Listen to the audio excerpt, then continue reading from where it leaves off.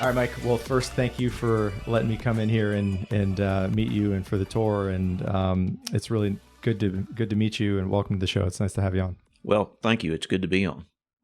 So I always like to start by kind of getting the background here. I want to go into the details, obviously, of the Innocence Project and the work that you do here. But what initially got you interested in the first place in potentially doing the kind of work that gets done with the Innocence Project? What's the background there?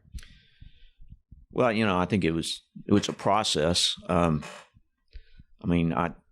went to law school with the intent of becoming a criminal defense lawyer, and but that was in the 80s, before there was such a thing as DNA testing or actual innocence, and then I got out and clerked for a federal judge for a year in 1983 through 84, and then started my own practice doing criminal defense, taking a lot of court appointments here in Fort Worth, and did that for 23 years, whatever, up until about 2005, and I started getting interested in innocence work, which is very much related to criminal defense, but it's different. And I had a law school buddy who wanted to start a nonprofit, which we did, and became the Innocence Project of Texas. And we started an affiliation at Texas Tech Law School and what was then Texas Wesleyan Law School here in Fort Worth, and started innocence projects or innocence programs with the students at those two law schools. And we were the primary principals of the nonprofit, and so I became very fascinated with the work itself because the stories are so interesting. Yeah. And I'd seen having practiced criminal defense for over 20 years, I'd seen a lot of injustice, and and a lot of smugness on the other side, it was kind of infuriating to see. I mean, there's the criminal justice system that exists in the minds of the American people, that is fed by cop shows and cop stories in the newspaper, which are basically written by cops, and Bruce Willis movies and that sort of thing. And then there's the real criminal justice system.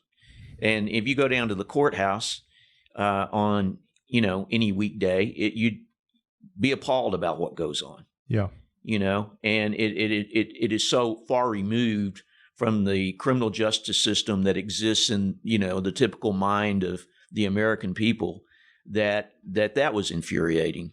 And I thought that the innocence cases, the exoneration cases, those stories, although those are not the only injustices in the system, those stories best illustrated what the system really was.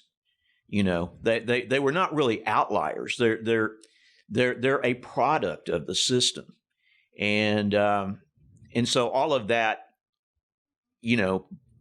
became very interesting to me.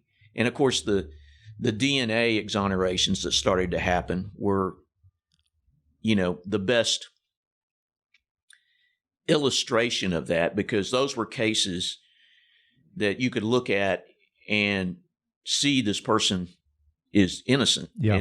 And then you look and you see, well, how did they get convicted?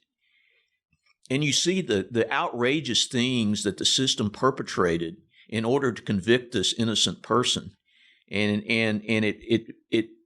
they're very much, highlight all that's wrong with the system. They're not the only thing that's wrong with the system, but they're sort of the quintessential examples of the system gone wrong, and they're sort of a portal by which you can look into and see almost everything that's wrong with the system. Yeah, and I want to get into the DNA component to this as well.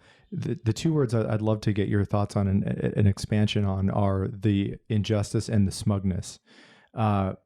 What did you notice during that time that led you to that conclusion that both of those words are appropriate to be used? Well, certainly for the first 20 years that I practiced, almost nobody associated with the system thought that an innocent person had ever been convicted. Probably never an innocent person arrested. I mean, if anybody who walked into the courtroom or walked into a DA's office with a straight face and said, my client is innocent, they didn't do this, was going to be at best patronized and condescended to, as someone who, well, this person is just stupid, or this person just is inexperienced. And at worst would be openly ridiculed. I mean, just by way of example, there were not innocent people in the system, and if you say there are, point me to one, and until DNA, anybody you pointed to, they'd go, that's bullshit. Yeah. I mean, kind of like you mentioned earlier. Well, what about this person in prison that says they're the ones that really did it? Well, that's bullshit. Yeah. Somebody's paying them to do it, or to say that, or threatening them to say that, or they're just trying to get back at the system. That's bullshit. Yeah. Where culturally, though, do you think that idea comes from? I think you're right, that there historically has been a notion in America that if you've been arrested, you did something wrong, or if you're in jail, you're a criminal. Where does that come from? Well, God, that's a real interesting question. There's probably people that are much smarter and have studied that topic much more than I have that could give a better answer. But, I think it comes from, a synergy of sources. It comes from popular entertainment.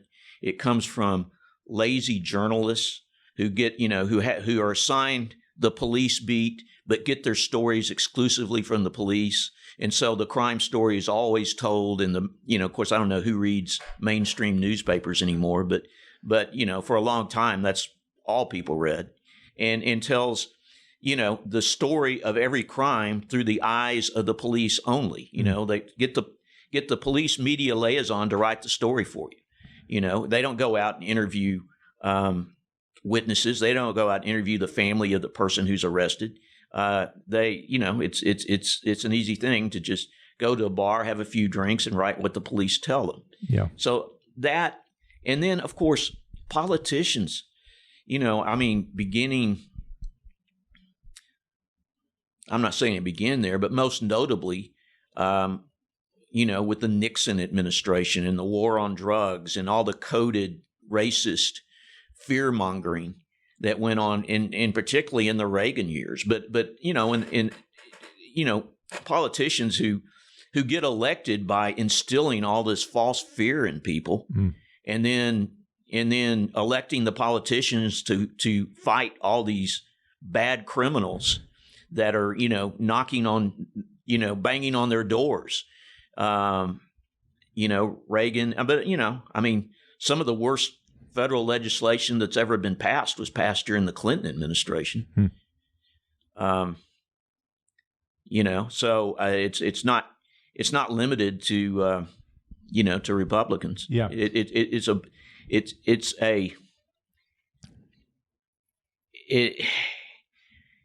It's something that politicians from both sides have made a lot of mileage on. It strikes me as something similar to the news industry in the idea that if it bleeds, it leads. If you can scare people, it gets attention. Yeah. And if you can scare people thoroughly enough, they might vote for you. Yeah. To protect them. Yes. Yes.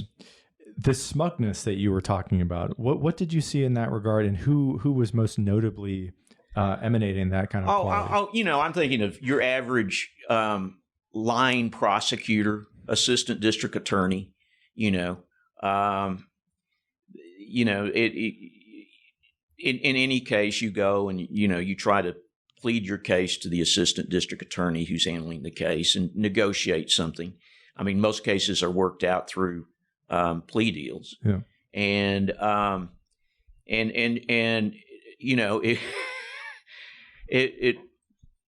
course a lot of these people are pretty, not all of them, but a lot of them are pretty young out of law school, Yeah. don't really have a lot of experience, but all of a sudden they've got a hell of a lot of power.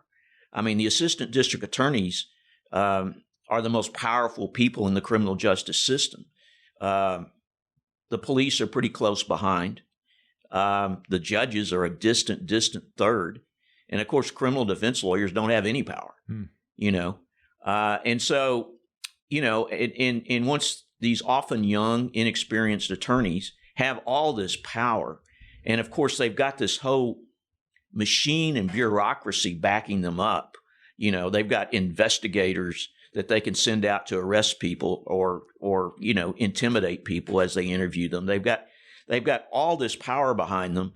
And so any story you try to give them about your client, about why your client deserves leniency, or why your client's innocent, or whatever, or an explanation for why your client may have done this thing, you know, is just met with pure cynicism and you know, sort of a fall hardness, you know, and a smugness. Look, you know, your client's a dirtbag. End of story.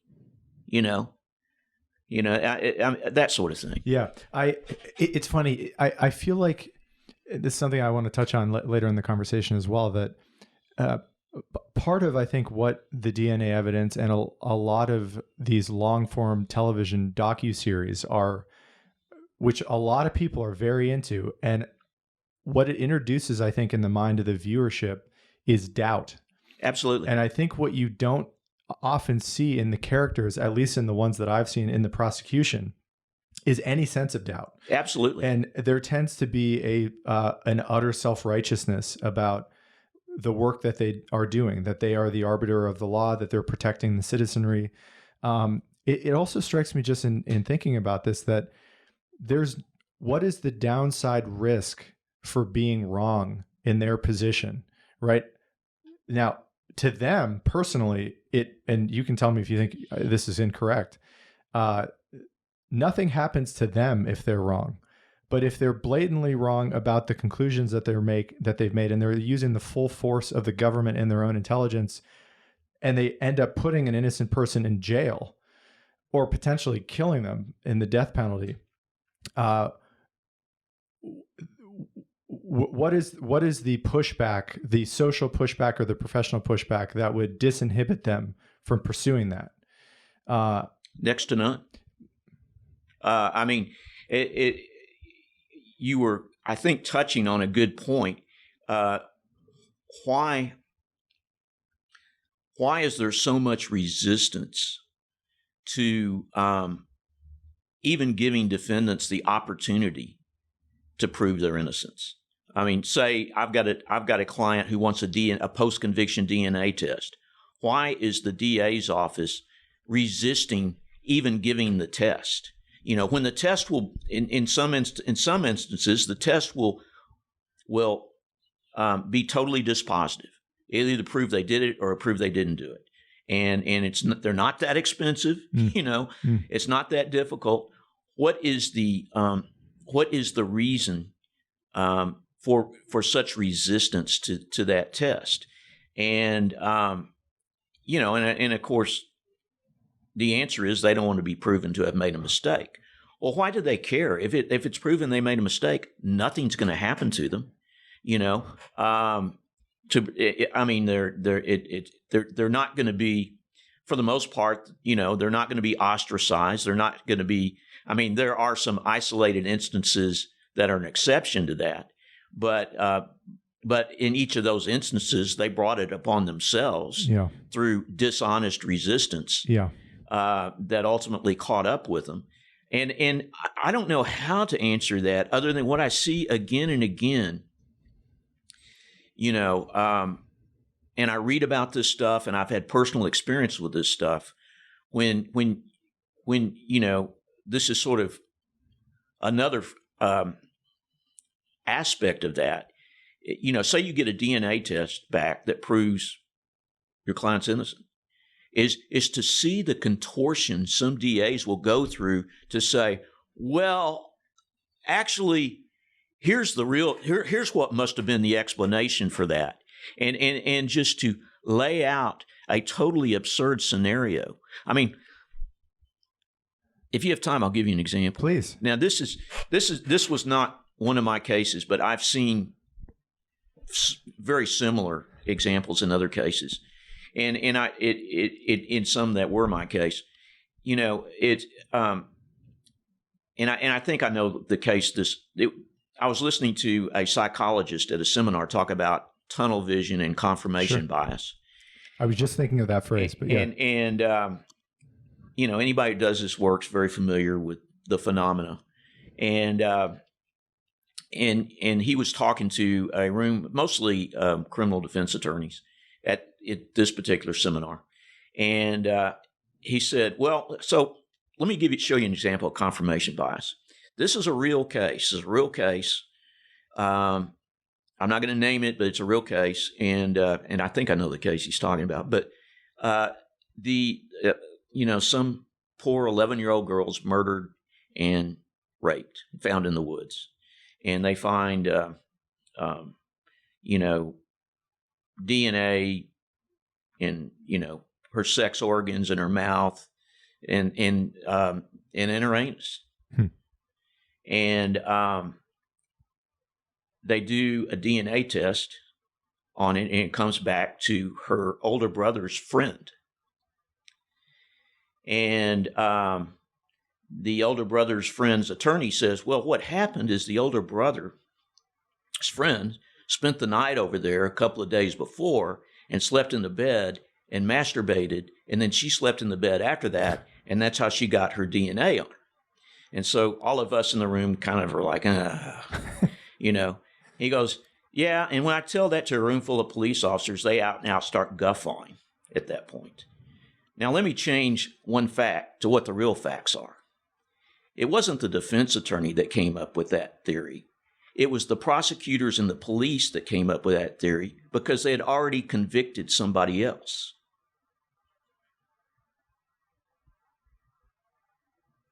Yeah. So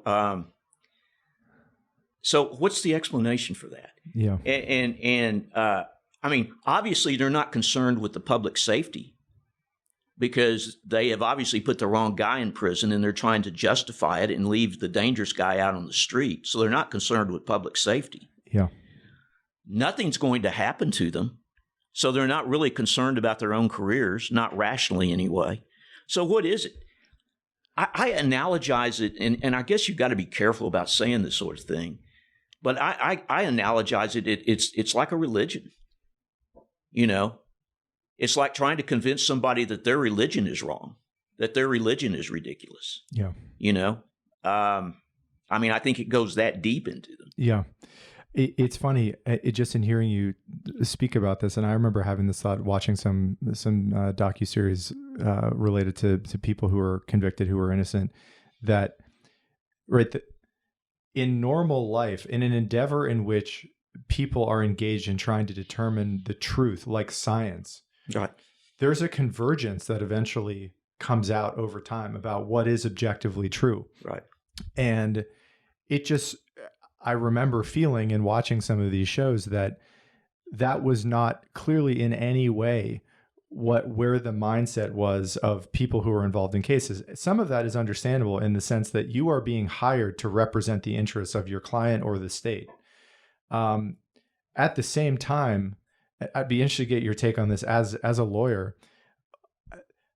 The truth matters, and that is, at least on paper, the idea of the justice system is that the truth is blind, the truth will prevail. Have we lost that, or was it just never there in the first place? That's a real good question too. Just to add one quick thing, because your comment about prosecutors not wanting, right? There's this new incredible technology that gets invented that actually lends so much more insight, objective evidence about what may or may not have happened. And people are resistant to that. Oh, yeah. that fact alone just strikes me.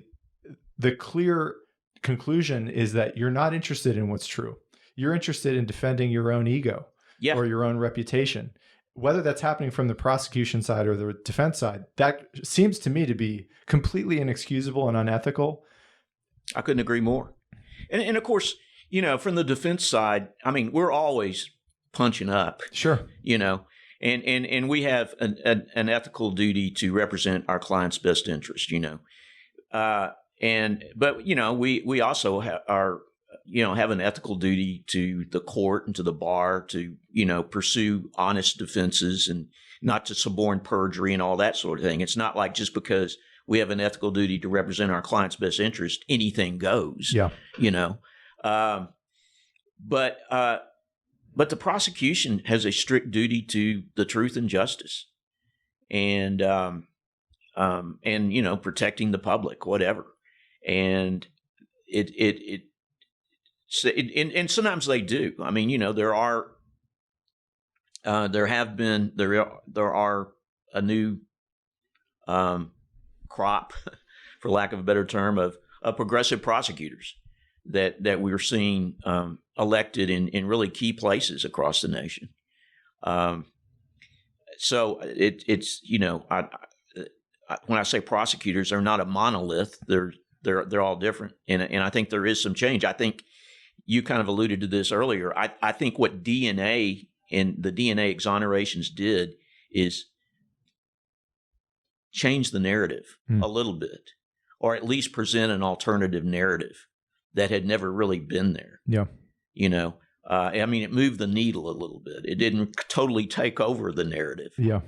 And it didn't really change the narrative so much as present an alternative narrative that had some credibility to it. I'll tell you a quick story. So when I was a senior in college, I told you I went to Duke. That was when the Duke Lacrosse case happened. And I will never forget that experience because I knew some of the lacrosse guys. I used to play basketball with them. They didn't have a great reputation on campus. They were regarded as a rather boorish group. Arrogant assholes. Arrogant, rich, entitled, and a little aggressive. Yeah. And I remember I was on spring break, and I remember hearing about this story. And like everyone else on campus, I assumed it was true. Yeah. And it took months of time for there to be enough evidence, I think, for that community to have a sense of actual doubt about what happened. I remember in the aftermath, there were dozens of professors. There was this media firestorm. Everybody was on campus. The Black Panthers were marching in Durham. Professors were asking our new university president, Richard Broadhead, I think to kick the lacrosse team off campus, to immediately expel these 3 accused kids. And close to 100 professors, I think, signed this letter in support because there was such a certainty of what had happened. Right. Now, there were things that happened that people may have some ethical qualms with that objectively did happen. There was a party with strippers. It, I think, optics-wise, looked terrible for Duke, where you had these Northeastern lacrosse kids with African-American local Durham strippers who were coming to a house. Right. Not a great look for the school. That being said, that is a completely different story than 3 of them gang raped a woman in their bathroom. Right. And then I remember what ended up happening personally, just in the psychologically, like the unfolding of my own biases, was I was dating a girl at the time who was in the sorority with the girlfriend of one of the guys who was accused. And universally, this guy was beloved and was known as this extremely ethical guy, a gentle giant type character. And he's one of the 3. He was one of the 3. Yeah. Reed Seligman was his name and is his name. And as soon as that accusation was made, and then some of the other evidence was, Reed was the guy who there happened to be an ATM camera that night that photographed him taking out money exactly at the time when the assault was supposed to be taking place. Right. That over enough time, I think I eventually concluded, like, this may actually not have happened as it was told. my understanding is that Mike Nifong, who is the DA, withheld DNA evidence from the defense attorneys, which had indicated that this woman had something like 7 different male DNA on her person or inside of her. Yeah. And over the course of many months, they were exonerated. But, culturally, I remember I would go on runs with Duke Apparel on back in Pennsylvania after I graduated. And it was like looks of horror, right? Right. And I just don't get, people don't like to admit when they're wrong in the first place. Right. But there doesn't seem to often be an about face, a mea culpa of, boy, I got that wrong. And I wonder how many other times in life I've reached potentially self-righteous judgments on people that I just was completely ignorant about. Right. So that's a personal story that I think changed the way that I thought about how quick I am to make judgments, especially when there are incentives culturally or environmentally to do that. Anyways, I'm not sure if you're familiar with that case. That story, the Duke Lacrosse story, sort of fit in to the narrative everybody already had in their mind about these guys. It sort of nicely blended in. Yeah. And so I'm kind of taking some liberty here. I never really followed that case that closely. I mean, you couldn't help but follow it some if you're in my profession. But there was just a whole lot about it I never really quite understood, and I thought it looks a whole lot like something that nobody on the outside's ever gonna really know for a fact what exactly happened. Mm-hmm. I could be wrong about that, but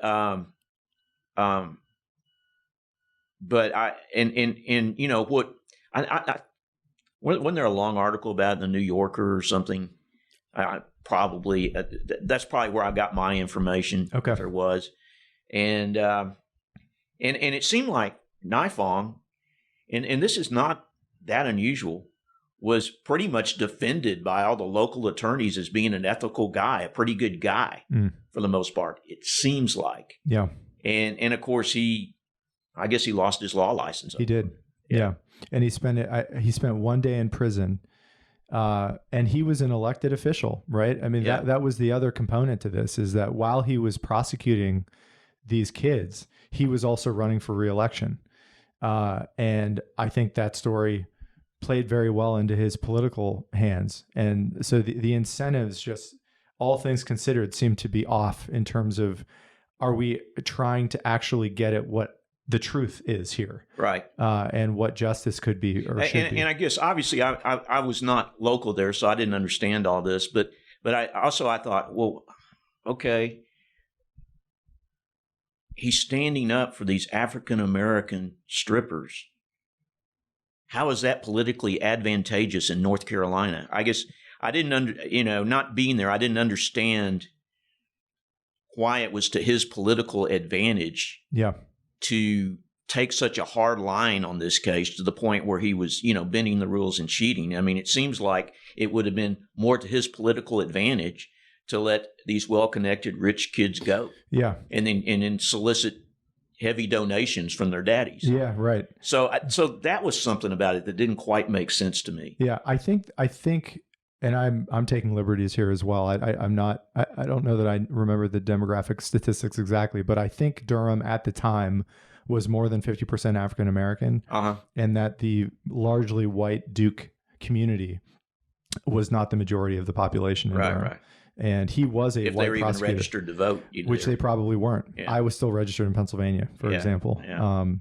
So back to your work here in Texas, and maybe this is a good time to jump into some of the revolutionary or the revolutionary discovery of DNA testing and how it has affected your own work. Talk, if you can, about what the discovery of DNA and its admissibility in court has done for the work that you do. Well, I guess the first post-conviction DNA exoneration was 1988, I think, out of the Chicago, out of actually Lake County, just outside of Chicago. And I think, it was a new technology at the time. Mostly it was seen as something that was to be used to prosecute. And then, of course, during the 90s, the National Innocence Project, Barry Scheck started, basically pioneered using DNA science post-conviction to exonerate people who had been innocent people who had been wrongly convicted. And of course, you get a body of work of exonerated people and that are unquestionably innocent. And I think, probably in many cases have actually through DNA identified the actual perpetrator. Yeah. So there shouldn't be any doubt about their innocence. Not to interrupt you, if you could, what specifically provides the clarity of the truth, maybe in one case that comes to mind that results in an unequivocal, in your judgment, in the public's judgment, a conclusion that is rendered that these people didn't do what they were accused of doing? Well, I could talk about several cases.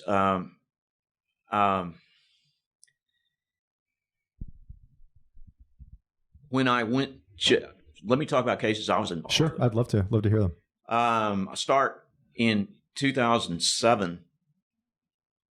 Craig Watkins got elected DA in Dallas, and first African American ever in Texas to be elected district attorney in Texas, but definitely first in Dallas. And it alarmed a lot of people. I mean,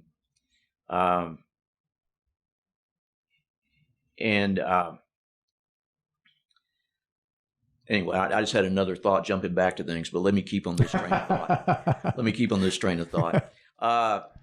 And because, practicing over here in Tarrant County, I had some cases over in Dallas, and we just hated the DA's office in Dallas County. Tarrant County's always been, the DA's office has always been reasonable as far as DA's offices go. They traditionally had what's called an open file policy. It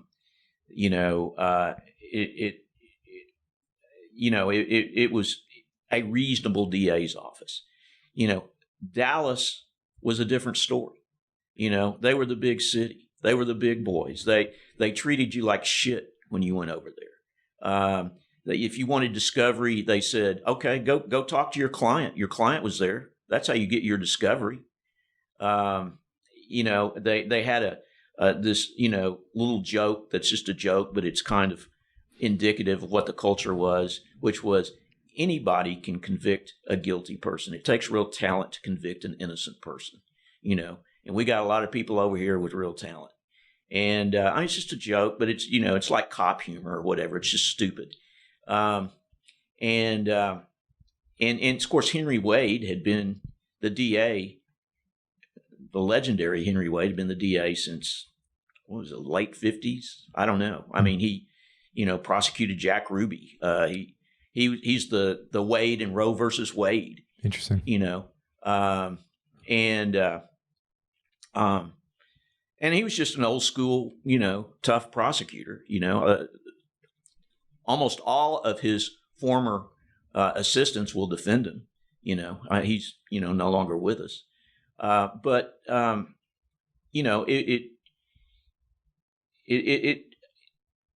in my community, the Dallas DA's office had a bad reputation. Maybe the cops loved him. Maybe the big moneyed interest over there loved him. But to people who had to go practice in their courts over there, it was a bad. And then of course, they started having some high profile exonerated. The Randall Dale Adams case, which was Errol Morris's first documentary, Thin Blue Line, who came within 24 hours of being executed, and that was, there was a big 60 minutes expose on it, and then the book and all that, and he was ultimately exonerated. That was before DNA, but he was almost executed, and he was prosecuted by, Henry Wade's first assistant, and what they did to convict that innocent man was horrible, and it was all exposed. Then there was a case a man named Linnell Jeter that was big news for a while. Most people have never heard of him now, but he was, I think he was an engineer with Texas Instruments or something that came here from one of the Carolinas, African American, falsely convicted of an aggravated robbery that he had nothing to do with. And once again, 60 Minutes in the media exposed the corruption in the prosecution of him, and he was exonerated.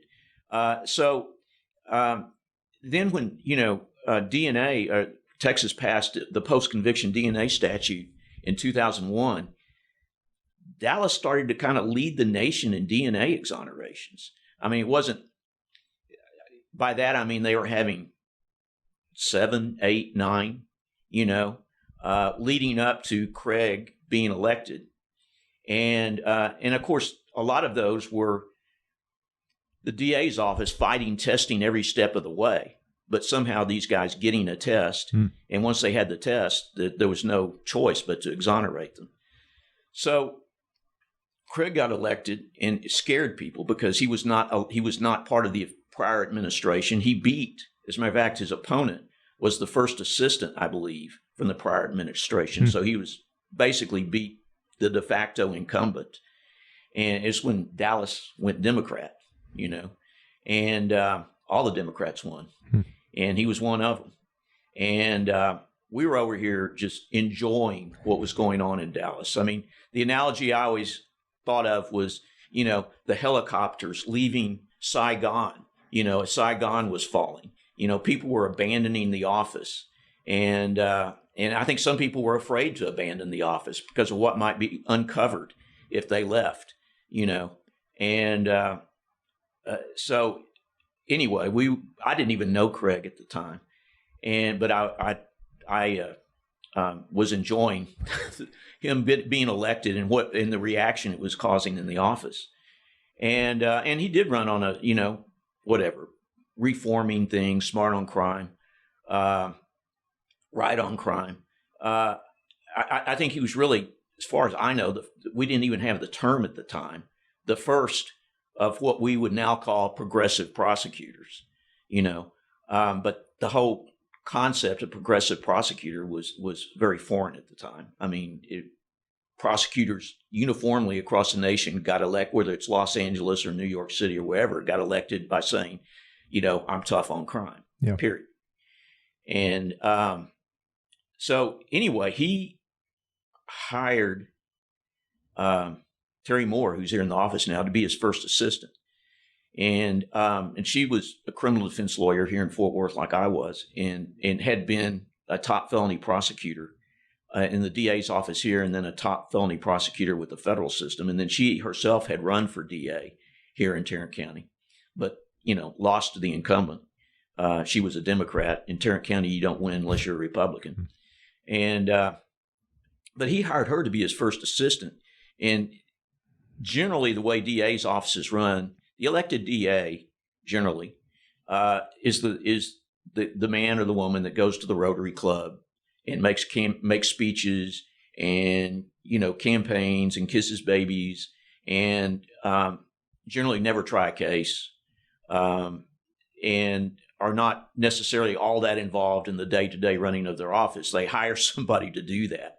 And many times that's called the first assistant or the chief of staff or something like that. Yeah. And that's what he hired Terry to do.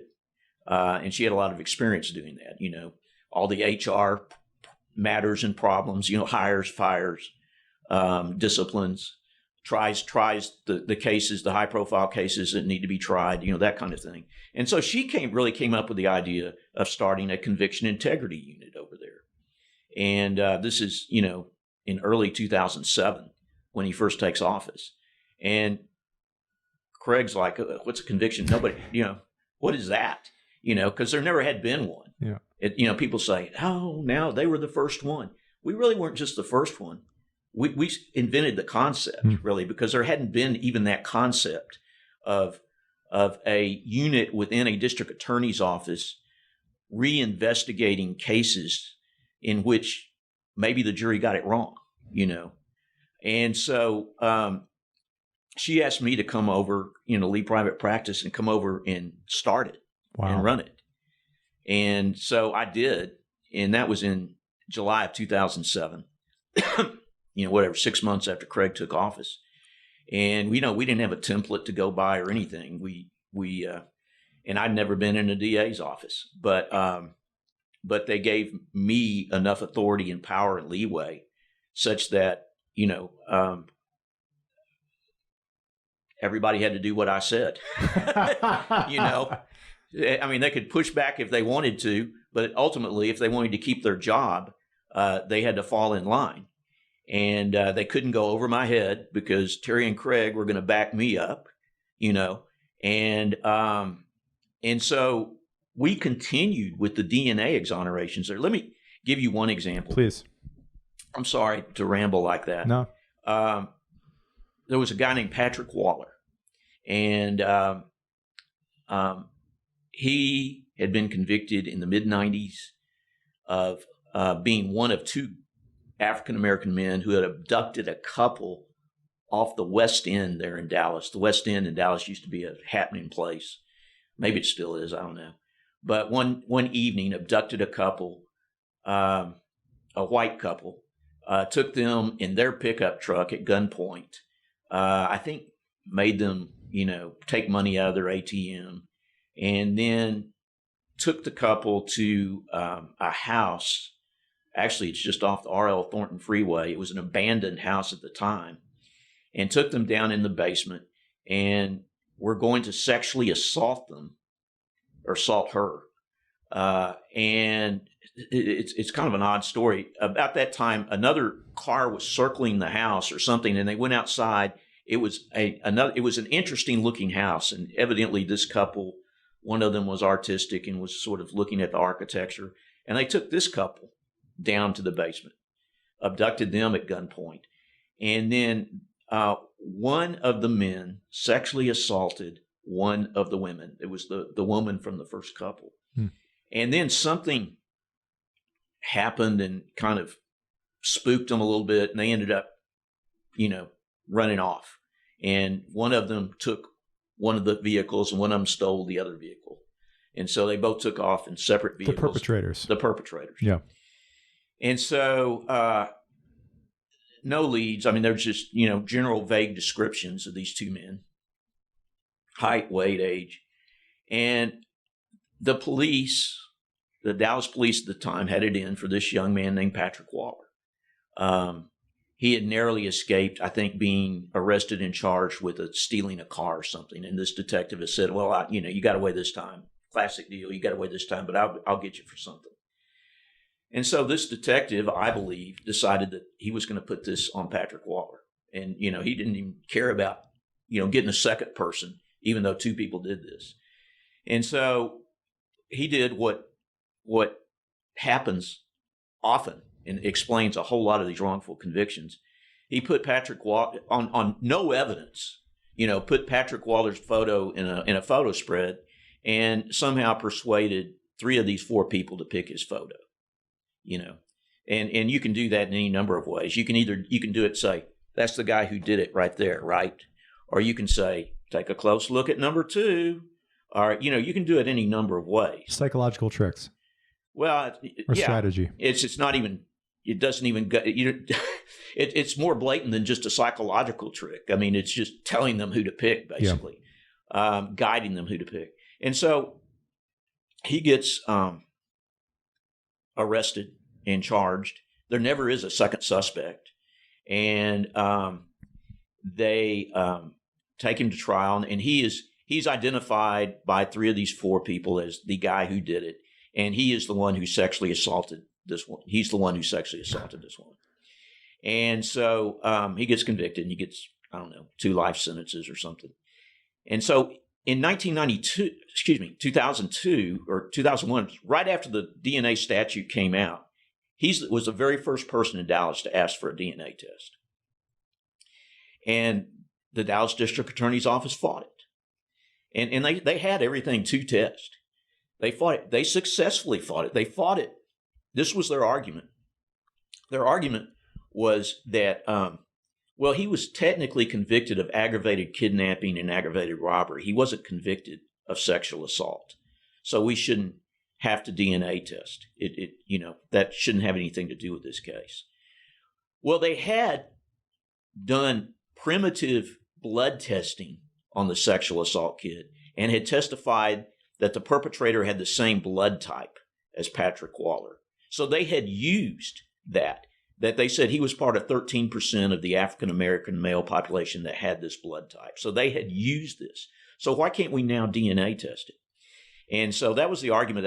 It went up on appeal. The appellate court says, yeah, sounds good to us. No DNA test. Well, when we came back, part of what we did is go back and look at all the old rejections of requests for DNA tests. And he was one of the first ones we came across in 2007. And so I contacted his old lawyer, who's now on our board of directors, Gary Udishin, and asked him, if he thought his client would still want a DNA test, now 5 years later, 6 years later. He says, yeah, sure. So we got it. We got DPS to test it. Sure enough, it's not his. There's a foreign male, strong foreign male DNA profile in the sexual assault kit that is not the woman's husband or any consensual partner. It is that of the perpetrator. It's not Patrick Waller's. DPS put it, the police put it into CODIS, the national database, and hit on who it was. And it was a violent offender out of Dallas. He had been, after this had happened, he had been put in prison for a violent home invasion. He was about to parole out. He did parole out. We went and interviewed the actual perpetrator, one of the two. Yeah. We went and interviewed him at his parole office. We kind of surprised him. The DA's office, I'm not some criminal defense attorney. I've got a badge. Yeah. I've got some authority and bureaucracy behind me. And interviewed him. And, I would say within 2 hours he confessed and named who he did it with. Because, that was obviously a point of interest. And so we did our homework on that guy, found that guy, subpoenaed him to the grand jury. And this is, 10 years or 12 years after all of this.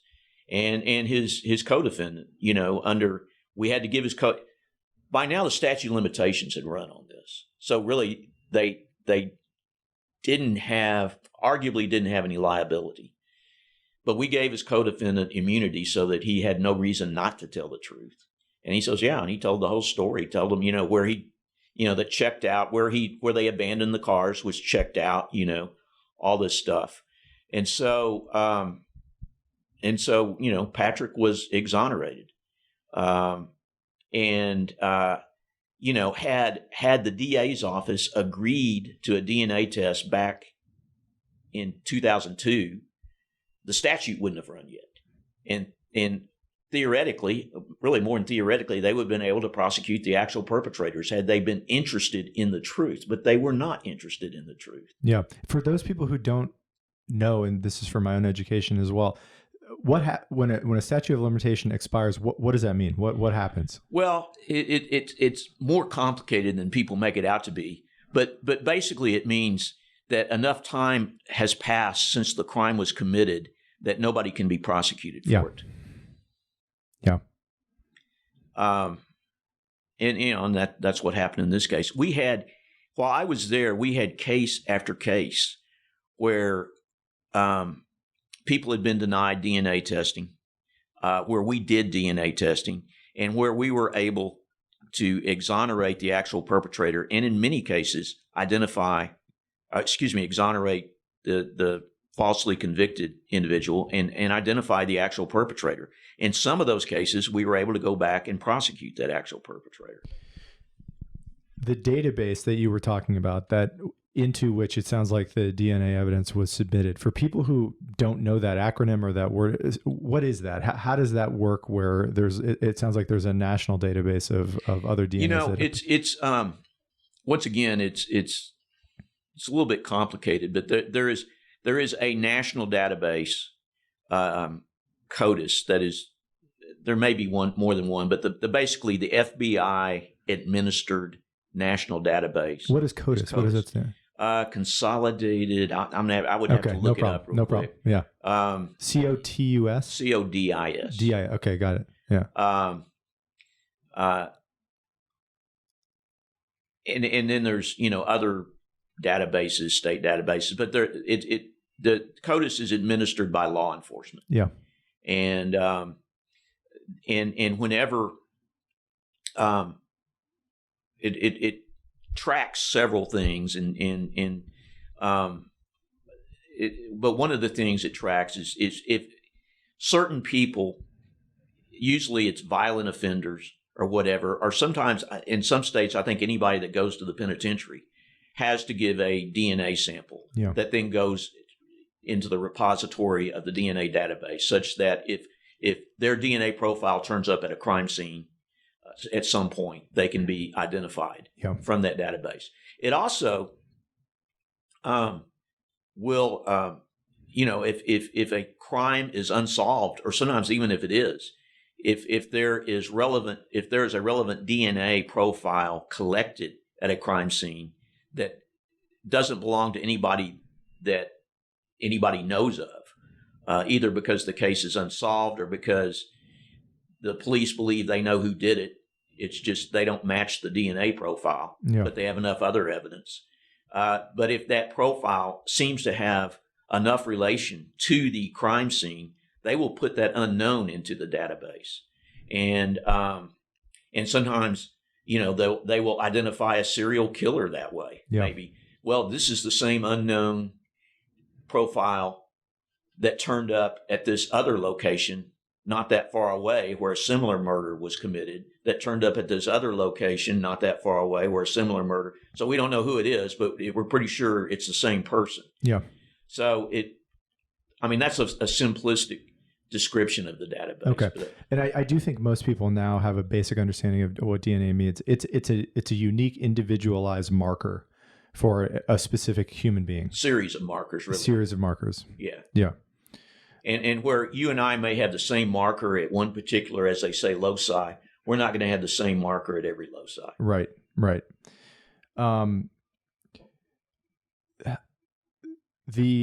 Let's talk Waller's first name again. Patrick. To introduce some humanity here, I assume prior to you going through the entire procedure that led to his exoneration, you met him and you got to know him as a person. Is that fair or no? Does that not happen? Well, he had his attorney. I wasn't his attorney. I see. Gotcha. I mean, obviously, I have met him, and got to know him pretty well since. But we're the DA's office. Yeah. we're just after the cold hard facts. Yeah. We've got no humanity. We're just there to exonerate innocent people and to convict guilty people. You know, but we're tethered by the truth. So as a result, we end up exonerating a lot of innocent people. Tell me about him and what you had learned about him. It sounds like he spent more than a decade in prison for a crime he didn't commit. Yeah. Right. I think he was right at 15 years. 15 years. I mean, like I grew up on the Shawshank Redemption, right? I mean, there is if public speaking is the number one fear in the country, going to jail for something you didn't do, having your name and your reputation ruined, and then sitting behind bars knowing that you didn't do what everyone said you did is it has to be existentially one of the biggest fears any human being can envision for themselves. Tell me about this guy. I mean, what was his mental state? How did he persevere through that? Anything that you think is relevant to him, I would love to know. He was very young at the time. I forget exactly how old, but I mean, he may have been 20, but I don't think he was much older than that. Kind of a mama's boy. Great mother. At the time we were doing this, the Discovery ID channel was following us around, and they ended up doing a 6-part series called Dallas DNA. And his case is one of those, or a part of one of those. I think almost all 6 episodes tell 2 stories. So there's about 10 or 12 stories that they tell, and his is one of them. And it does a good job of capturing Patrick's warmth, his his devotion to his mother and his family, but at the same time, I suspect, and I've talked to him quite a bit since then. I mean, anybody would. There's been some problems with readjustment. Yeah. I mean, he's got this big gap in his resume. And I don't think he's bitter towards anyone, although there have been some isolated instances of the police going back and messing with him.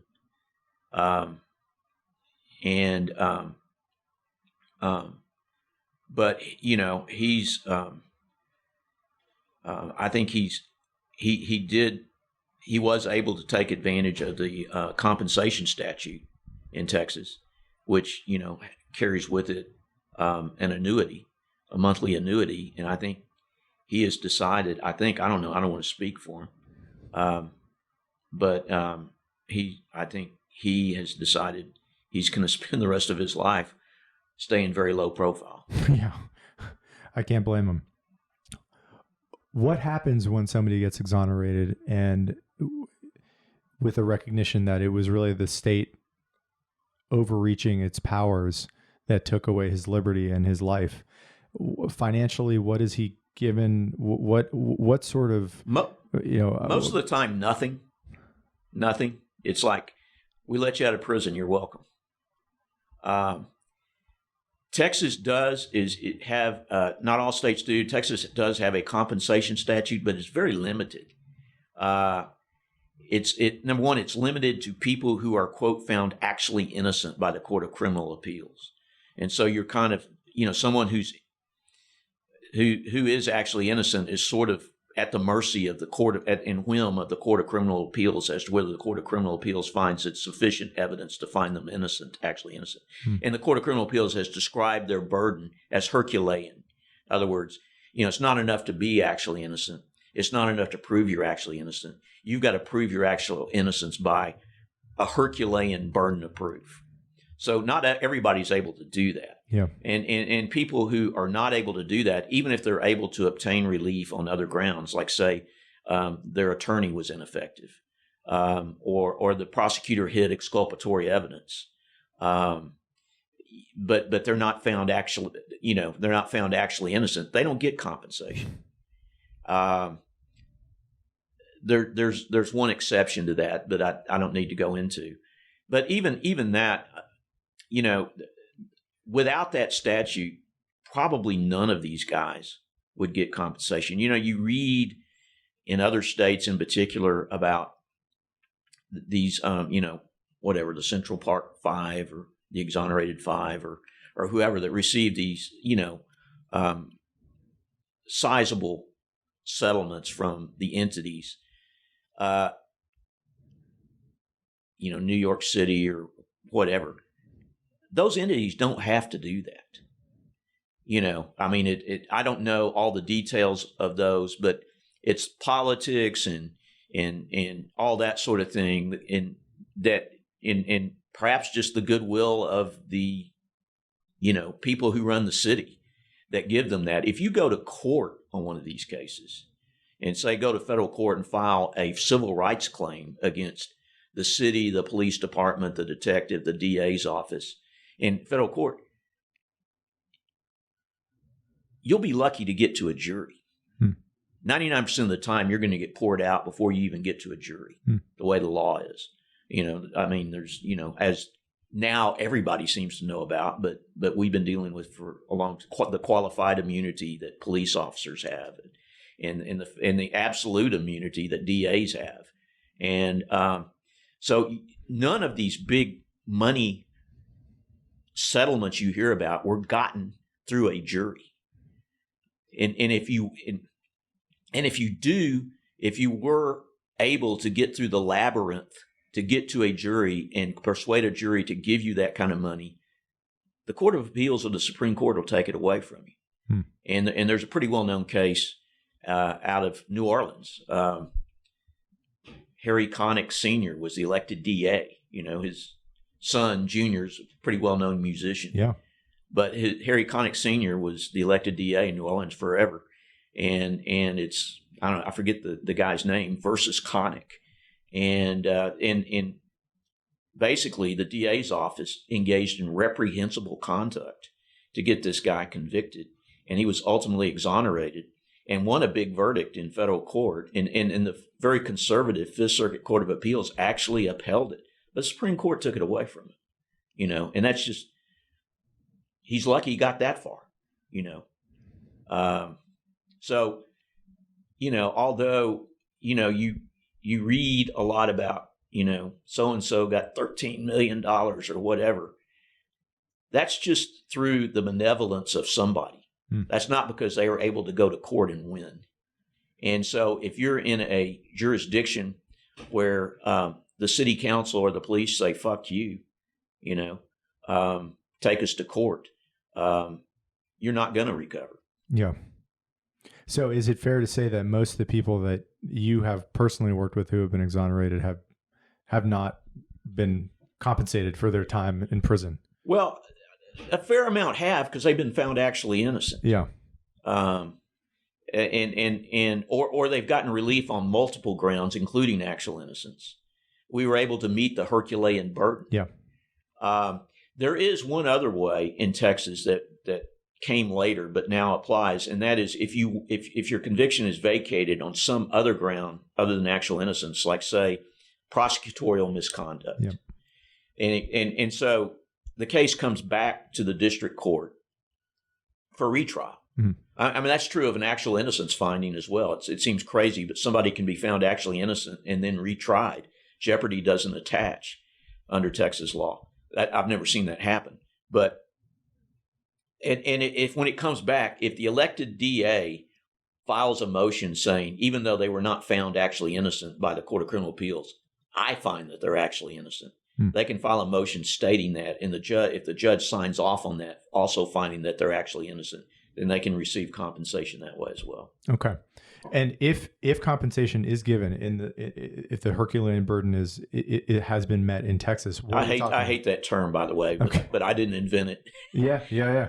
What are we talking about here? Because you never hear them talk about the Herculean burden of proving somebody guilty to begin with. Fair. Yeah. But I'm sorry. Go ahead. Well, what is it? A per day spent in prison compensation? Yeah. What does that look like? It's per year prorated. If for months and days and such. It's $80,000 a year for every year. It's more than that if you're on death row. I forget, maybe 100 or something if you're on death row. Okay. A year for every year that you're in, and that is figured in a lump sum, and then an annuity that begins 1 year after you get your lump sum, a monthly annuity, and that is figured. Say you were in prison for 10 years. That's $80,000 a year, $800,000. Yeah. Then you get an annuity valued at $800,000 that kicks in a year after you get the lump sum, and then you get the monthly stipend. I see. For life, unless you get convicted of a felony. Okay. In which case it cuts off. And that's specific to Texas. Yeah. Yeah. And if you only live another year, your family doesn't get it. It's unique to you. It's unique to you. Yeah. Now, we've tinkered with that some, and they can elect to have secondary beneficiaries and that sort of thing, but it's basically the money ends with your death. Yeah. Basically. It also ends if you get convicted of a felony. Gotcha. I think you it was something like the program for prosecutorial integrity or something like that. The name of the program that you ended up heading up. That seems to be an example of an institution reforming itself from within, or at least attempting to. you invented it, or your team seemed to just basically come up with the template of how to try to do this. Has that taken off as a model in other cities? Where are we right now in terms of your judgment as to the ethical nature of the way we are handling our own ignorance, our own historic mistakes in the legal world? Yeah, it has, and I don't know if you're familiar with the National Registry of Exonerations, but it's was founded by a law professor out of the University of Michigan named Sam Gross, and it's who still runs it, I believe, and we actually did a lot of work with him when I was in Dallas. He's actually the one that brought the San Antonio 4 case to me, but they do this intensive. Or have this intensive database about every exoneration known since, I think, 1984 in the nation. And they break it down. They have a lot of academics working for them, and they break it down every which way, by state, by crime, analyzing the cause of the wrongful conviction. Anyway, this is came out March 30th, 2021. Wow. And the 2020 annual report, and he talks about, and they often talk about now, and here it's the importance of professional exonerators. Professional exonerators, in other words, innocence organizations and conviction integrity units, CIUs, played a central role in 84 exonerations, 61% of the total in 2020.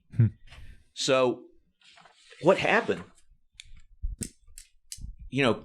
Craig started getting a lot of good publicity because there were all these stories. I mean, people were getting exonerated, and it was all this. I mean, the successes were so spectacular. I mean, Patrick Waller's. I could go on and on.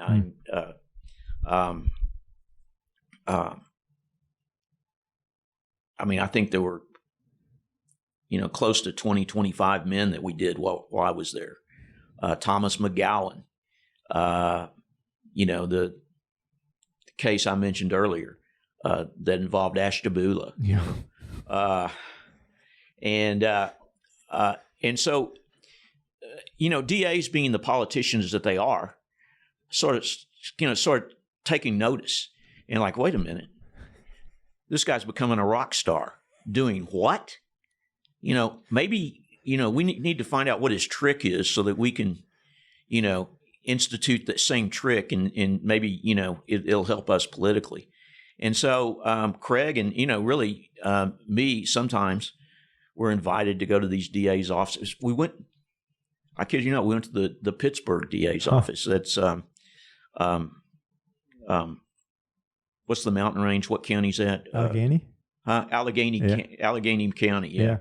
And we went, they flew us up there to talk to them about what we were doing. Yeah. And of course, Craig went on speaking circuits and that sort of thing. And he was reluctant to do it. He was concerned about the political blowback, but he did do it, Terry talked him into doing it, and he did do it. And it was the smartest thing, ironically, the smartest thing politically he ever did. It's probably, and I think he would say this, that because he's faced very stiff opposition when he ran for re-election in 4 years. And this was probably the thing that got him reelected, that pushed him over the top. And, but now, they're, and I can't tell you exactly how all this happened. I just know it did. There are now, and most of them call them conviction integrity units in Los Angeles. And of course, a very progressive DA was recently elected out there. In Manhattan, in Brooklyn, in, I think, Chicago, Detroit, St. Louis, all over Texas. I mean, of course, Dallas still has one. There's one in Tarrant County, Travis County, Bexar County, Harris County. So they're all over Texas. and they're all different, and I think they all have different procedures and processes, and all of them, I think, have a little bit different missions. And I think some of them, honestly, their mission is the same mission as everybody else in the DA's office: protect the institution. It's all optics. Yeah, it's all optics. But there are some that are for real. The fact is, if you really get into the nitty gritty of a wrongful conviction, some people are going to be hurt and some people are going to be pissed off. Yeah. And it might be people that you have to work with. Yeah. And so as a result, a lot of times it just doesn't get done, I think. Yeah. What do you think can be done in those circumstances, right? I mean, it seems like any sober-minded, reasonable person would want, any ethical citizen would want an integrity program like this in every city in the country, and shouldn't really stand for anything less than that if we're going to aspire to be a country that lives up to its principles. What can be done to fight back against the mere optics creation of a program like that, or just complete abdication of responsibility altogether and not even considering creating a program like that? What can we do there? Well, I mean, yeah, once again, that's a real good question. I mean, one thing is to elect the right people into office. Sure. Yeah. And of course, the elected district attorney is a very, very powerful position. Traditionally all over the country, and in a county like Tarrant County, there may be, 15, 16, 20 criminal judges. There's only one district attorney. Yeah. And that district attorney has the power to indict those judges, and that district attorney has the power to decide who even gets charged with an offense and who doesn't even get charged with an offense. And once the decision is made to charge somebody with an offense, their life is changed forever. Yeah. And even if they're acquitted or exonerated, their life is changed forever. Yep. So they're very powerful. So one thing is to elect the right people into those powerful positions. And the other thing is to call attention when the district attorneys and the police are abusing their power, acting dishonestly, acting for their own short-sighted political gain at the cost of truth and justice, thank God there's a free press and a First Amendment. Yeah. To cause as much exposure to that as possible. Yeah. I'm looking now at the exoneration pamphlet or compilation that you have in front of you right now. What's the total? How many people are we talking about that have been exonerated in the last, it sounds like since 1984, so 36, 37 years? I forget what the figure is. It looks like it probably thousands. Thousands. Yeah. This is just for 2020, but it's and what's important to keep in mind though is that when you look at every one of those and you see what they had to go through to become exonerated, and you see the luck they had, and you see the kind of individuals many of them were and had to be in order to persevere through all this, you realize that the number of exonerations is only a small fraction of the number of innocent people who've been wrongly convicted, because there has to be, 20-fold that many people who have never been identified or exonerated. Yeah. When you see the extraordinary circumstances surrounding every one of these exonerations. Yeah. That was what one of the things I wanted to touch on is what the number. Undoubtedly, this is not all the people that are in prison wrongly. And I would say undoubtedly it's only a very small fraction. Yeah. I mean, it has to be. Yeah. What would you guess the number is now, right? I mean, if something like 100 people a year are getting out of prison, how many people in total would you guess fit into the category of absolutely innocent are in there? You know, Tough to know. Yeah, it's tough to know, and people get hung up on numbers, and if I say a number, even though with all the disclaimers that I'm just guessing, then all of a sudden that sure that becomes gospel, yeah. or that gets attacked. Yeah, what seems to matter moving forward is that we just get better, and we do things that we implement programs and procedures that will help blunt some of this, or most of it, or maybe all of it, or close to all of it in the future as time moves forward. We've talked about DNA, and that DNA is one of the best tools for exonerating people who have been wrongly convicted. What else is available? What else might be available in the future to help shed light on the truth and exonerate people who are in prison wrongfully? Well, what DNA did and has done and continues to do is, like I said, it identifies a body of work which you can look at and go, okay, all of these people, have been exonerated. All these people are innocent. What do they have in common besides the fact that there happened to be DNA? And I think, almost to a person, they are, in some shape, form, or fashion, part of a traditionally marginalized community, even if it's just that they're poor. You don't see, every once in a while, a rich white guy will get convicted of something, but you don't ever see a rich white guy falsely convicted, an innocent rich white guy falsely convicted of something. And so what it has done is it's identified, I think, in a lot of ways, how they get wrongfully convicted. They're innocent, so there's no real evidence that they did it. That's a contradiction almost. So any evidence that they did it is generally manufactured some way or another by the police or whatever. And maybe it's done with good intent. Maybe it's done because the police, it's the way they've always done it. The police think they've got the right guy, so it's okay to tell the eyewitness, to help the eyewitness pick the right guy. And if it is the right guy, nobody's ever going to be the wiser. They just cheated to get a guilty guy convicted. Yep. But if it's the wrong guy, it makes a huge difference. But what it shows that, and this report confirms this. The biggest factor in all of these wrongful convictions that have been identified because they're exonerations is official misconduct. People say eyewitness ID wrongful. It's not really mistaken eyewitness ID. It's official misconduct, which includes police misconduct and prosecutorial misconduct. That is the most common, biggest factor. And of course, every wrongful conviction may have several factors, but that's the most common factor in all of these. What are examples of professional misconduct? The police telling somebody who to pick in a photo spread.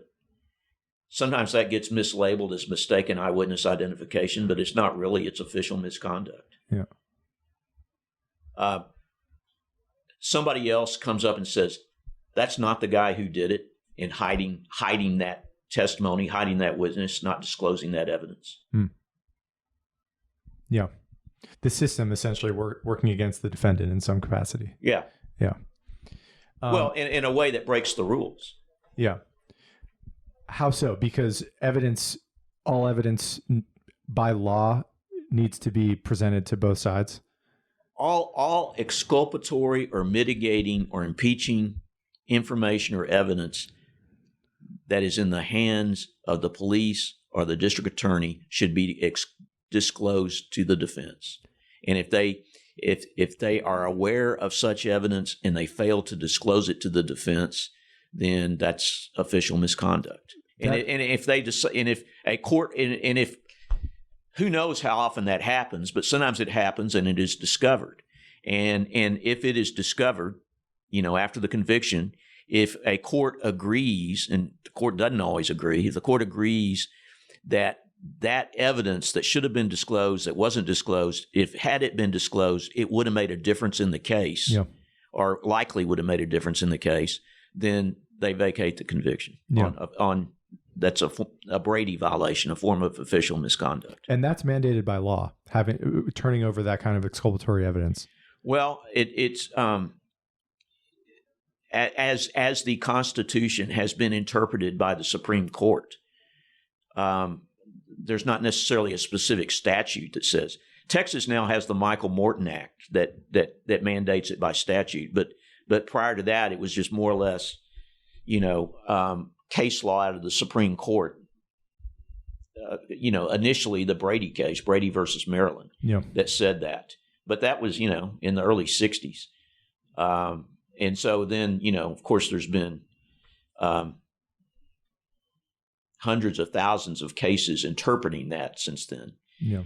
And really, I think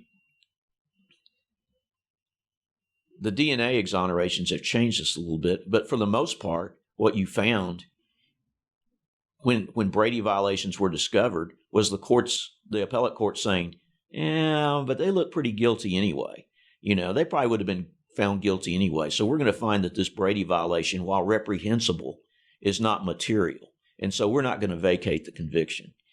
And I think the DNA exonerations have changed that narrative a little bit. I think the courts are more likely, once a Brady violation has been identified, the courts are slightly more likely now to find that the violation was a material violation and would have made a difference in trial. Gotcha.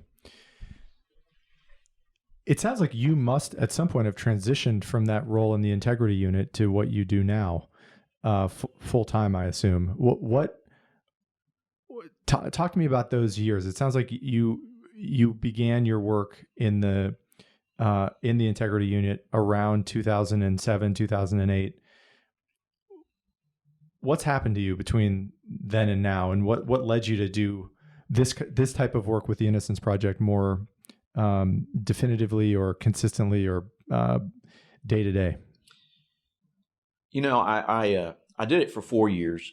Terry and I both left. We both started 2007, and we both left in 2011. It was almost exactly 4 years for me, more like 4.5 for her.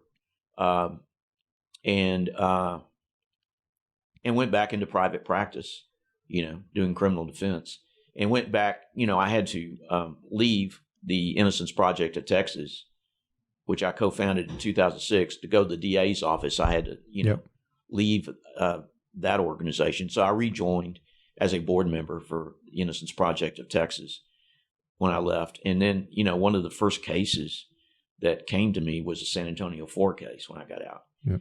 And so I devoted a whole lot of time to that case. While maintaining a private practice. I still maintain a private practice. And then we had sort of an administrative turnover in 2015, and I became the executive director. So actually, rather than, actually, on staff running the Innocence Project of Texas, really at the end of 2015. Okay. You've mentioned the San Antonio 4 a couple of times. For people who are completely unfamiliar with that, you can go into whatever detail you feel comfortable doing. What happened there? What was the case? Well, it was 4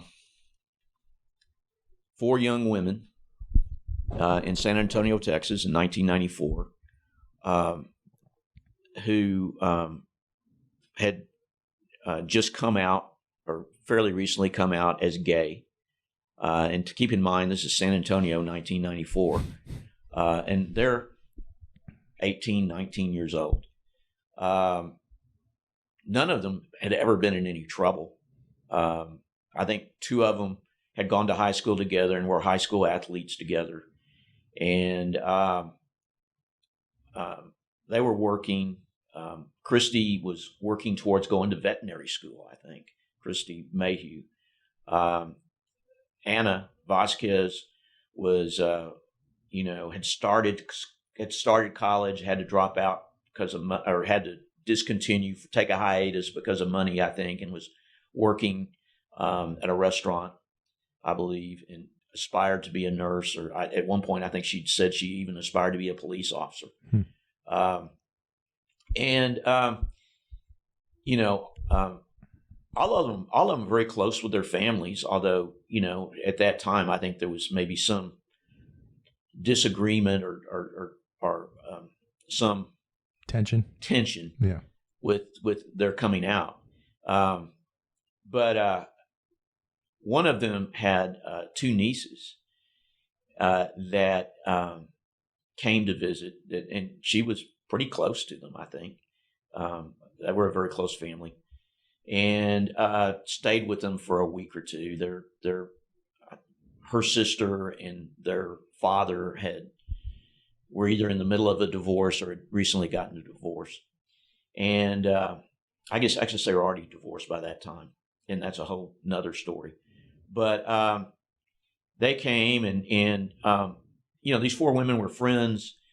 Liz lived at the apartment complex where the nieces stayed for, I think, a week, maybe a little over a week. And it was a normal, by all counts, and the other three were coming in and dropping by and visiting with the nieces as well. And by all counts was very normal. This occurred, in and around August of 1994. And then all of a sudden, evidently, and you never know what children say in these instances. People say, well, the child said this, well, the child said that. Well, you don't really know what the child, all you know is what some crazy adult says the child said.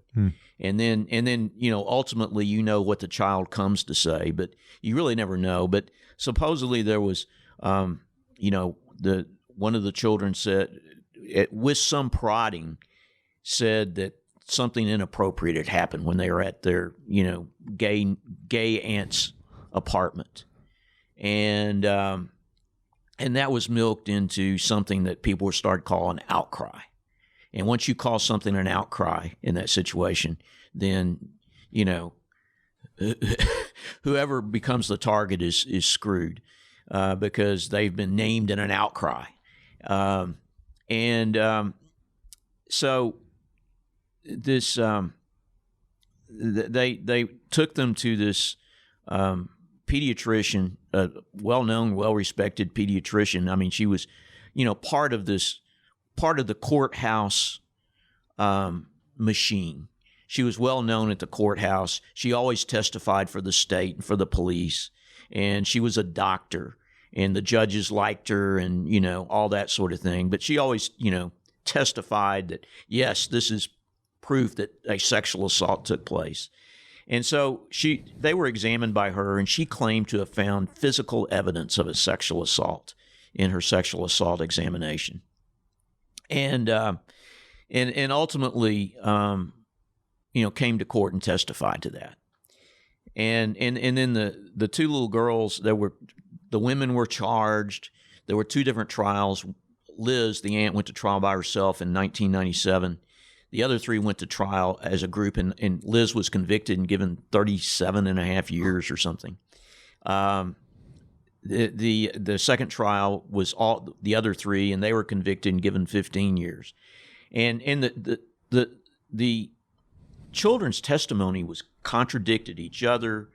It couldn't have been, parts of it couldn't have been true.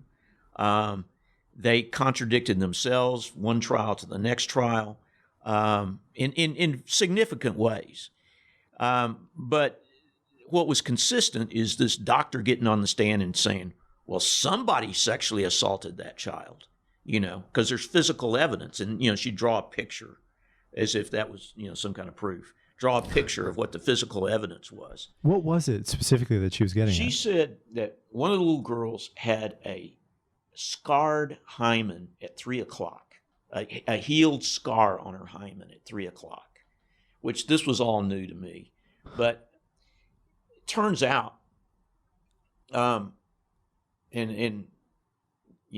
maybe before I get into the spoiler alert stuff, they're convicted. They maintain their innocence, and the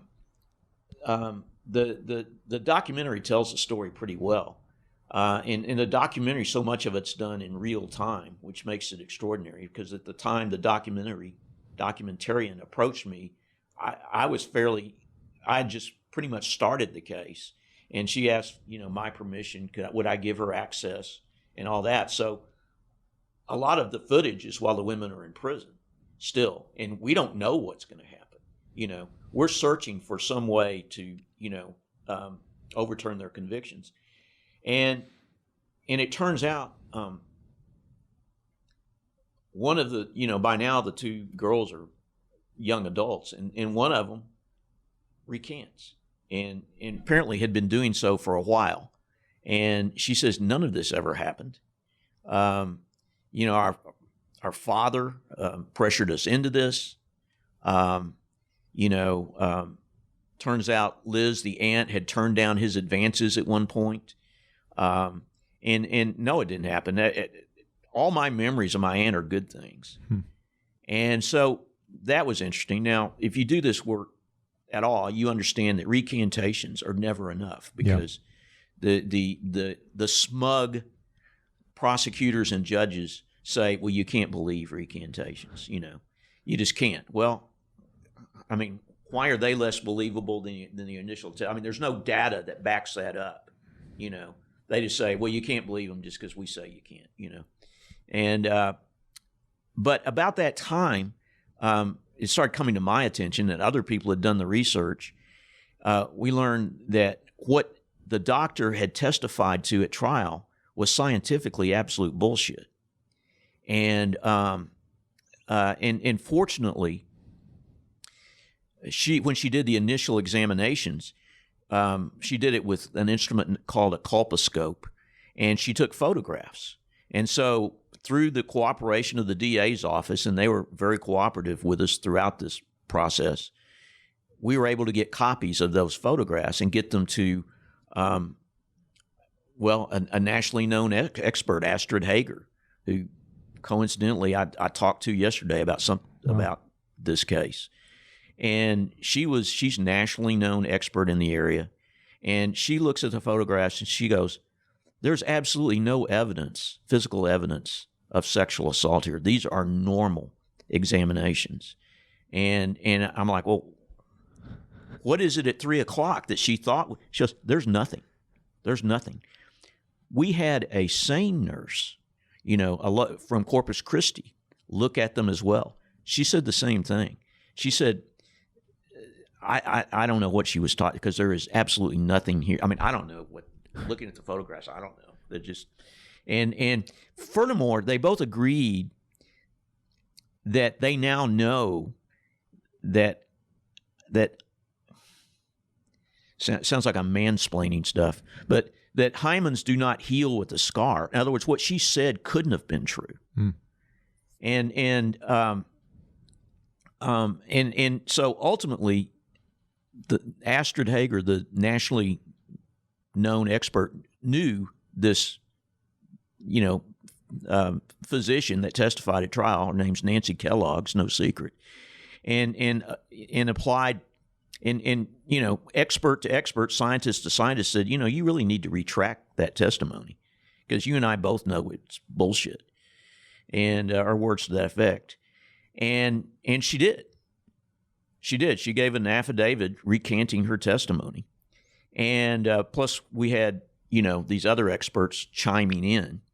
And so now we've got not only a recantation, we've got physical scientific evidence corroborating the recantation, And so we did other work. I mean, they all passed polygraphs with flying colors, and people say, well, polygraphs aren't reliable. Well, the police use them, Are they just not reliable when it turns out they didn't do it, Yeah. And they all passed polygraphs with flying colors. They were all evaluated for, were they sexual predators or whatever. And all those tests, all those evaluations turned out very favorable. And we presented all that in a hearing. And at the district court level, as the documentary shows, the district judge said, well, I find that the science was faulty, and under this new statute that we helped get passed, the Innocence Project of Texas helped get passed, that they deserve a new trial, but I'm not going to find them actually innocent. And so under Texas procedure, that goes straight to the Court of Criminal Appeals for them to evaluate it independently.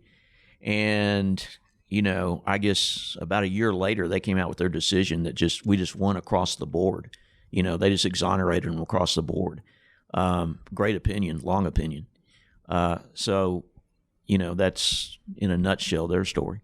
How long were these women in prison? Well, Liz was in prison from the time of her trial because her sentence was so lengthy, she was not eligible for an appeal bond. So she was in prison from, she was, charged in 95, so out on bond, which is, of course, not in prison, but still no picnic, out on bond until her trial in 97. And then right as she was convicted, she was taken into custody and then released again on bond, after we filed the writ in 2013. Yeah. The others were convicted in 98. They were because their sentence was only 15 years. They were allowed to make appeal bonds. And so they ended up, they lost their appeals, and the appellate courts, in their written opinions said, because their appellate lawyers had raised insufficiency of the evidence, the appellate courts in their written opinions said, well, we agree that this testimony is unreliable and all over the map, but what about this physical evidence? How do you explain how this physical evidence got there? Yeah. And so, that really assisted us in arguing how harmful the mistaken scientific testimony was. Yeah. And so they all made bail after we filed the writ in 2013. Now, so Cassie and Christy were in from 2001 when their appeals came back affirmed and had to turn themselves in, which is also part of the documentary, until they made bail in 2013 when we filed the writ. Now, Anna paroled in 2011, I think. And so she was out on parole for a couple of years when we got the writ filed, and the others made it out on bond. Yeah. The expert, Kathleen, you said her name. Nancy Kellogg. Nancy Kellogg. The inaccurate. Dr. Nancy Kellogg. Dr. Nancy Kellogg. Right. I think incentives can explain a lot of human behavior and a lot of virtuous and unethical human behavior.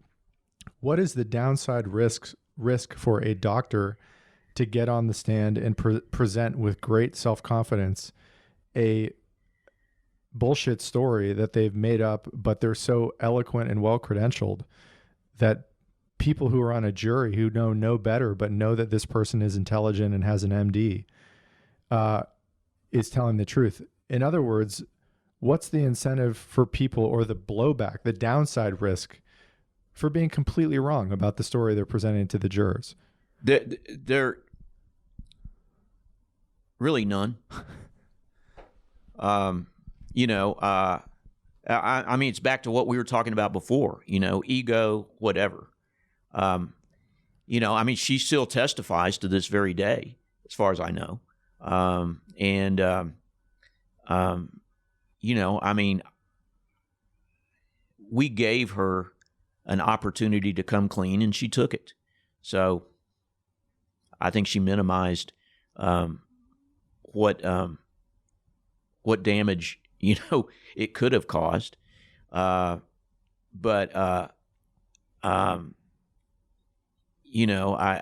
you think there was... The thing is, I don't think she would have ever come clean had we not filed a writ and called her out, even though she would have known that her testimony was in error, because, that by all accounts, the science changed with these sea change tests, data collection,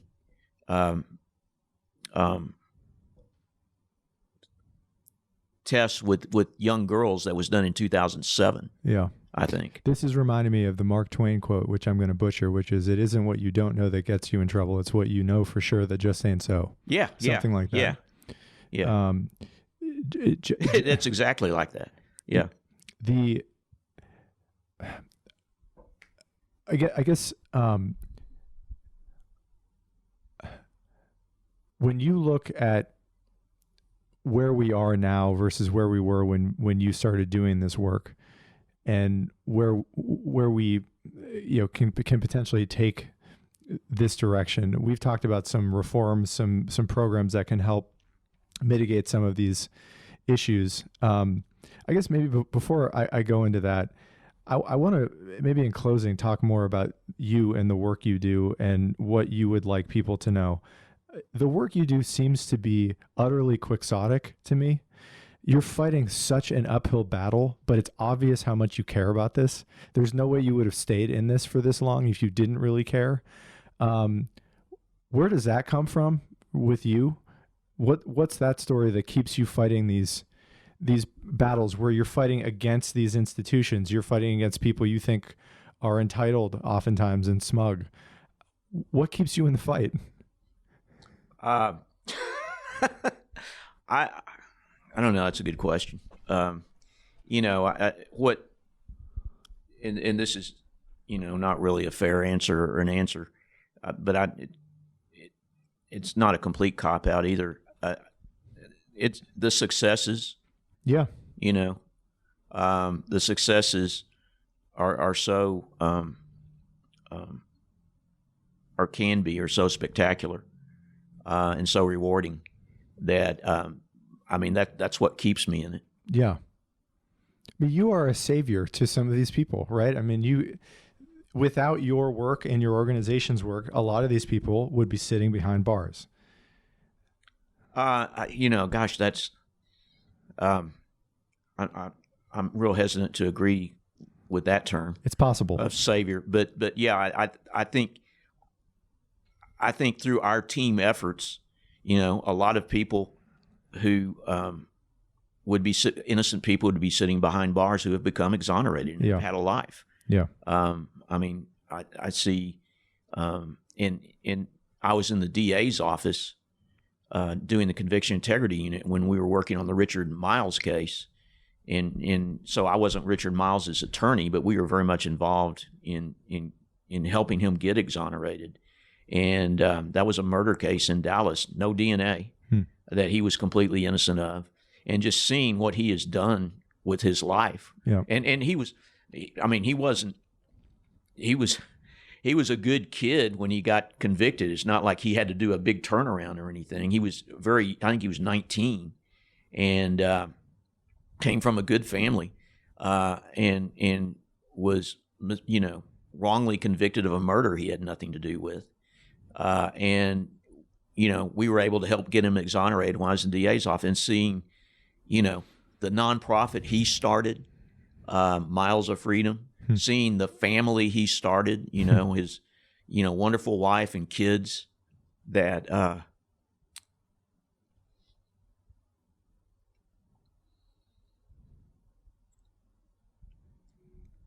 excuse me. No, I go.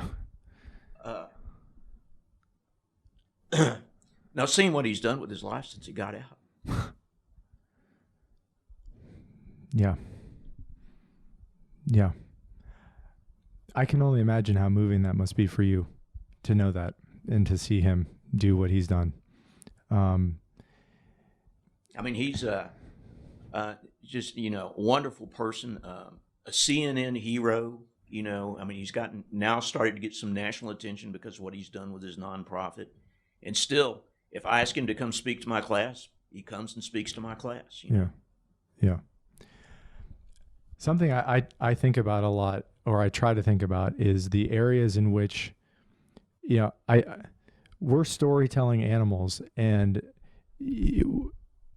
people who get accused of something, it's like a witch hunt a lot of times. People who are accused with a label, it often does stick to them, whether or not there's any truth to it.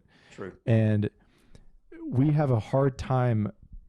So much of this comes back to just human nature and combating human nature. And the system is supposed to be designed to fight back against some of our psychological worst tendencies, like assuming people are guilty who someone says is guilty. That's the whole idea behind... Or assuming somebody's guilty because they look different than us. Absolutely. Yeah. That you're supposed to be innocent until you're proven guilty. That is a hell of a hard thing to do when someone doesn't look like you and someone has been accused of something heinous that has happened, and there's uncertainty around what happened and you don't know, and there's someone that you can lay blame on. Yeah. And have some sort of emotional catharsis believing that you've done so. But one thing, just as a person growing up in this world, it is astonishing to me how ignorant we are about almost everything, and that doubt really should be, that's the healthy approach to any strong conviction that I have ever held.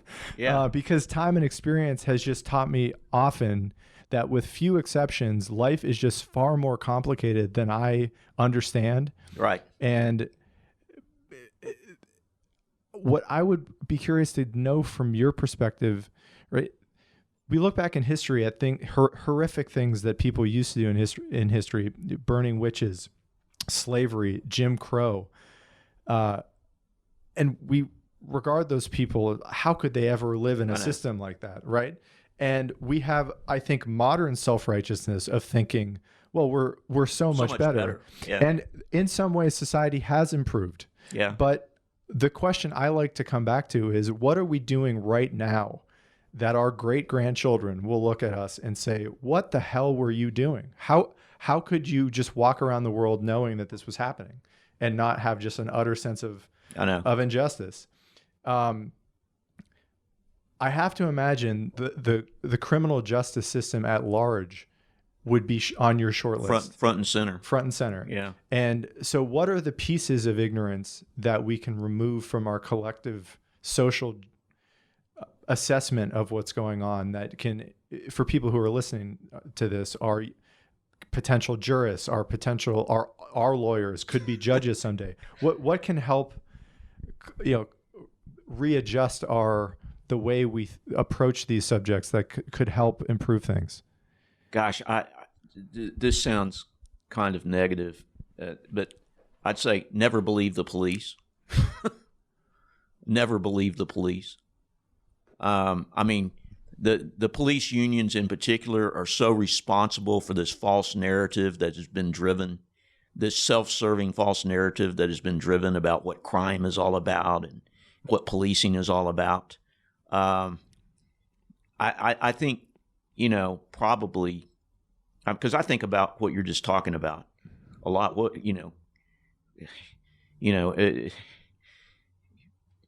People, visit Auschwitz and come back with those horrible stories. Well, what are we doing now that's not that different?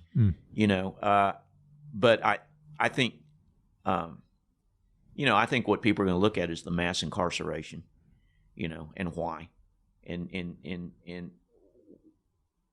what was the purpose of that, and what did it accomplish, and who benefited from it, and it's all shameful, I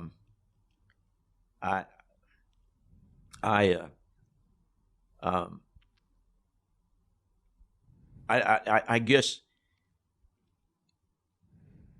I guess that I just, and honestly, the last 4 years have just blown my mind and highlighted this. I just wish people would engage in critical thinking. This is going to sound terrible, but I just never realized such a large percentage of Americans were so stupid.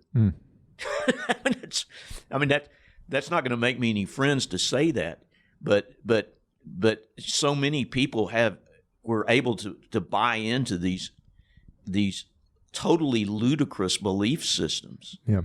And and maybe to some extent always will, but I don't know if those people are incorrigible or what. Yeah. I don't know if they're ever going to see it. Yeah. If they don't see it now. Yeah.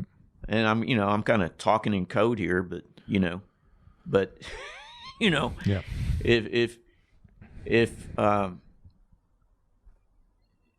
if you storm the Capitol or sympathize with the people who stormed the Capitol, I just don't know that you're ever going to see it. Yeah. And for people who do want to help, let's say, speaking about mass incarceration specifically, people from all walks of life, normal people who just want to volunteer, lawyers who are interested in getting involved in the work. How can people help? What can be done from a citizen's perspective to try to combat some of these injustices from your perspective? That's I wish I was better at answering that question because we get a lot of people who want to help and want to volunteer, and I'm not real good at being able to put them to work. Yeah.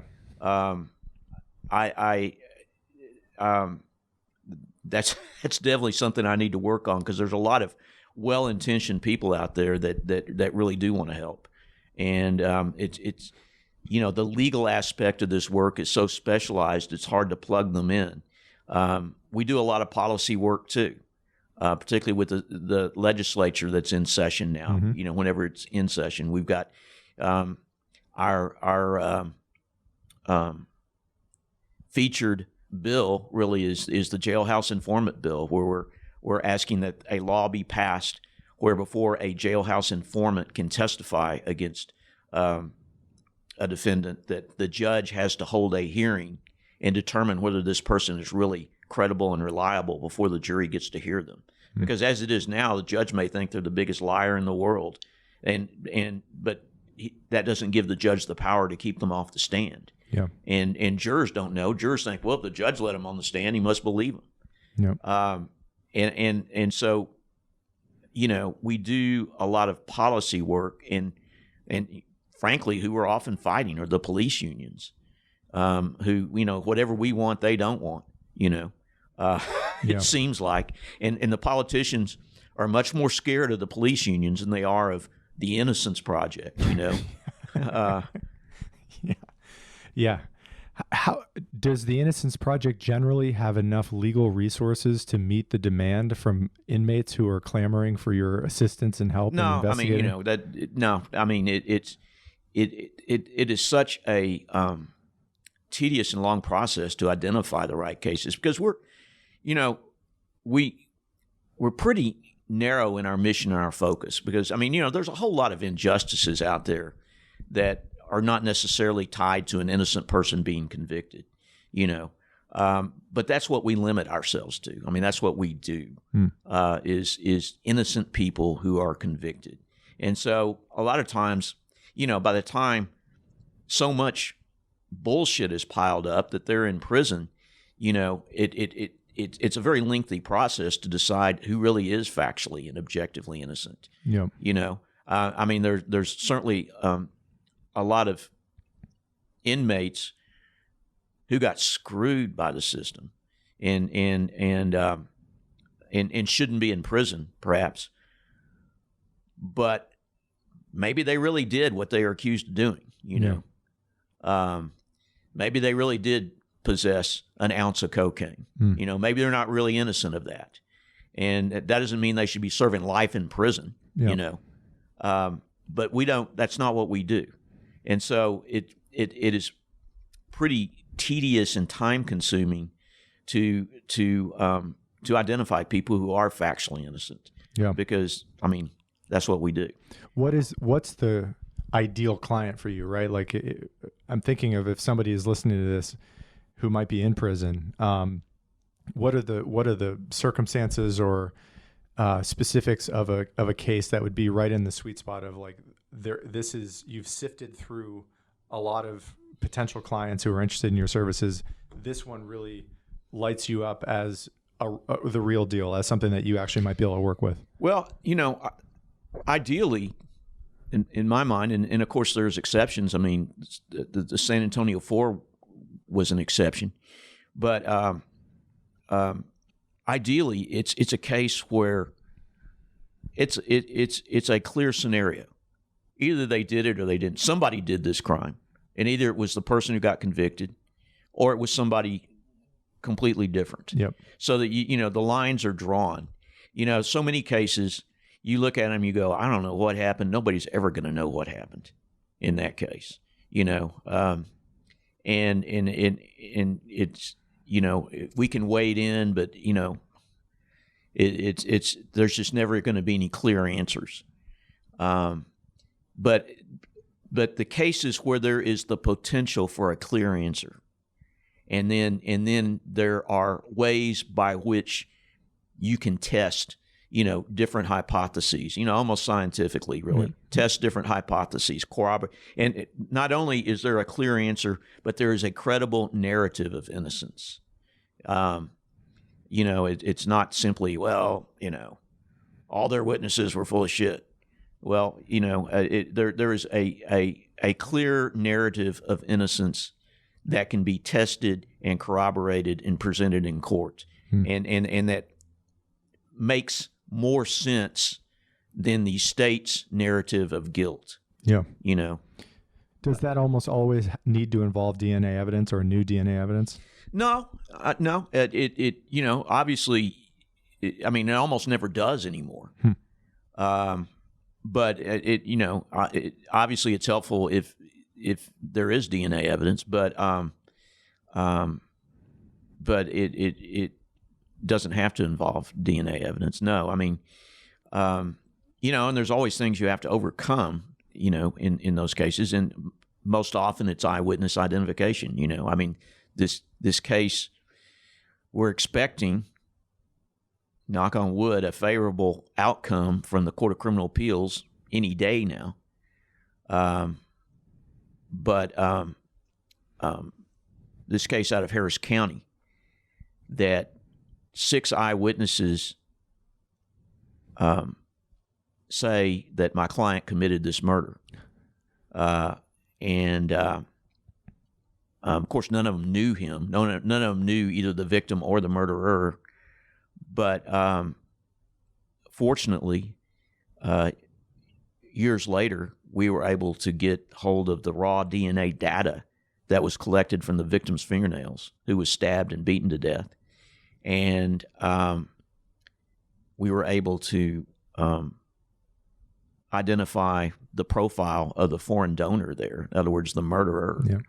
And it was not our guy. And we were able to put it into CODIS, and it identified the actual murderer, who has since confessed.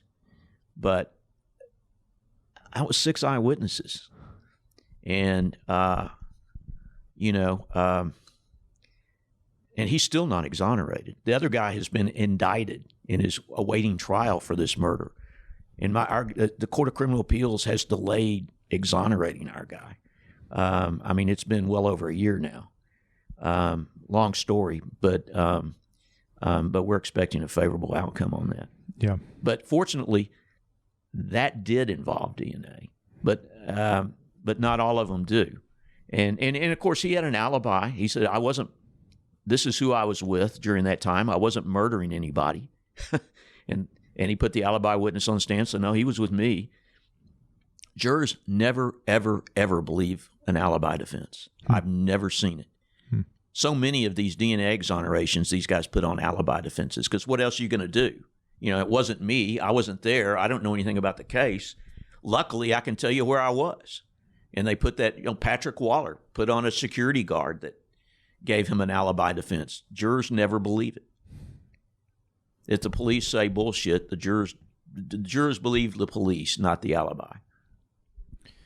Last question I want to ask you is, we've touched on the future and how we as a society can get better at rendering justice more frequently and maybe more so ensuring that we limit injustice as much as possible. You've spoken to this a little bit, but I just want to give you one last opportunity to brainstorm or talk through ideas that we collectively can consider, or initiatives we can adopt, or new mentalities that we can keep in mind that make that possibility more likely in the future. If there's anything we want to add there. Well, I wish I could answer that. You know, I know this is kind of your second run at me trying to get me to answer that very tough question. And the best I can come up with is to put better people in positions of power. I mean, and this last election shows that we can do that. You know, we put a better person in the White House.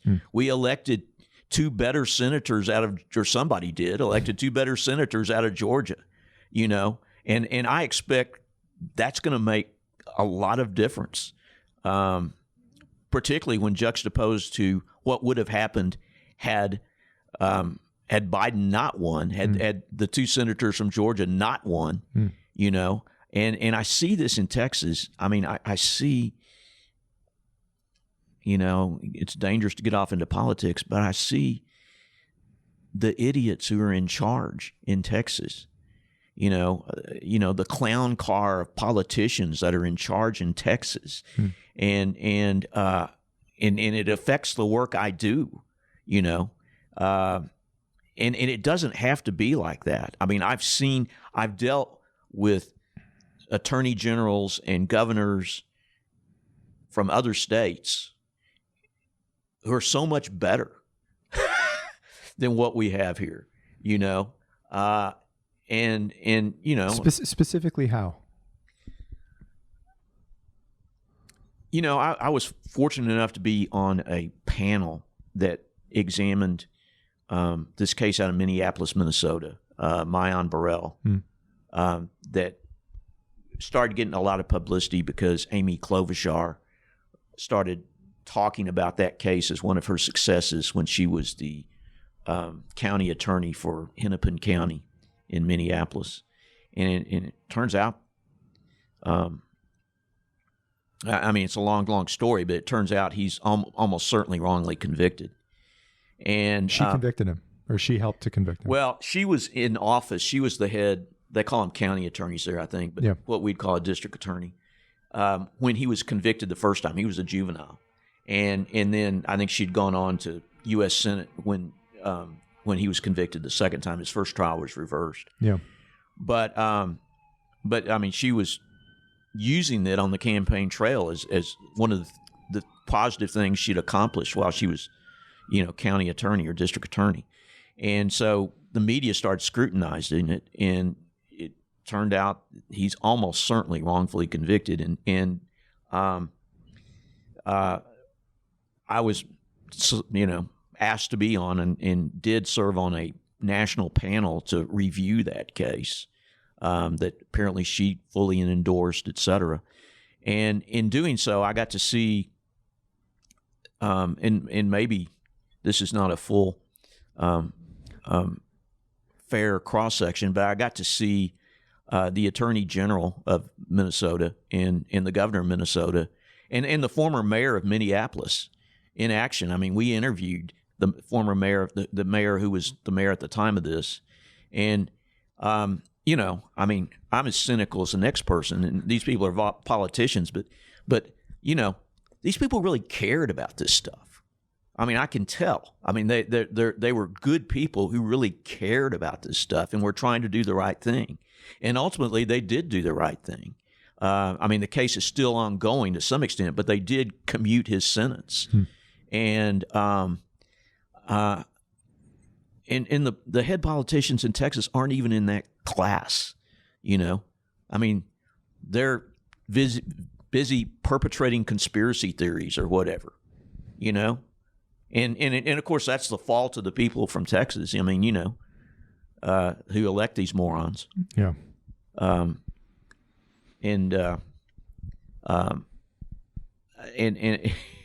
It you know, it hits me because I've got to deal with them in getting justice done, you know, and or you know, my idea of justice anyway, and it makes me see it doesn't have to be that way.